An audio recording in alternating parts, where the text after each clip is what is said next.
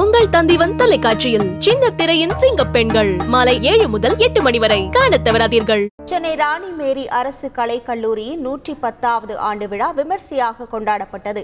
இதனையொட்டி முன்னாள் மாணவிகளை அழைத்து சிறப்பிக்கும் நிகழ்ச்சி நடைபெற்றது.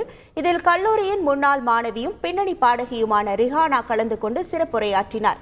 பின்னர் தனியார் தொண்டு நிறுவனம் சார்பில் வழங்கப்பட்ட 110 மரக்கன்றுகளை மாணவிகள் நட்டனர்.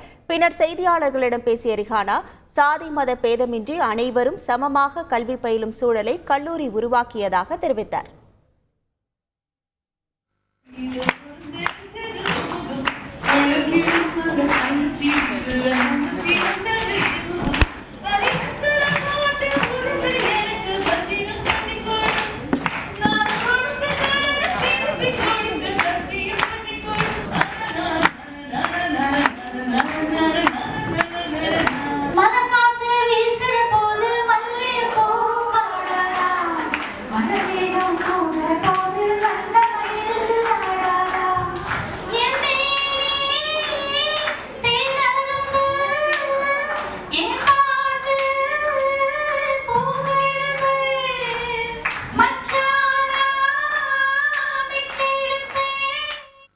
இங்கே படிச்சுட்டு இங்கே சீஃப் கெஸ்ட்டாக வரதுங்கிறதுலாம் ஒரு ப்ரௌட் மூமெண்ட். அதெல்லாம் மறக்க முடியாத ஒரு நிகழ்வுகள். இங்கே வந்தோடனே என்னோட கண்ணில் தண்ணி வருது. ஏன்னா அவ்வளோ ஃப்ரெண்ட்ஸ் எனக்கு இங்கே கிடைச்சாங்க. ஒரு பிராமன், நீ ஒரு முஸ்லீம், நீ ஒரு அது எதுவுமே கிடையாது. எல்லாருமே ஈக்குவல். எல்லா ஆப்பர்ச்சுனிட்டியும் எல்லாருக்கும் கிடைக்கும்.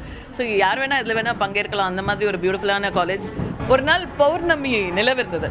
ஸோ நான் என்னோடய ஃப்ரெண்ட்ஸ் எல்லாம் சொன்னேன், ஏய் ரொம்ப அழகாக இருக்குது, பீச் இங்கேருந்து பார்க்கறதுக்கே சூப்பர் டூப்பராக இருக்குது, நம்மலாம் போகலாம் அப்படின்னு சொல்லிட்டு எல்லாரையும் கூப்பிட்டு நாங்கள் போயிட்டோம். ஸோ இன்னைக்கு வரைக்கும் மறக்க முடியாது அந்த இன்சிடென்ட்டை.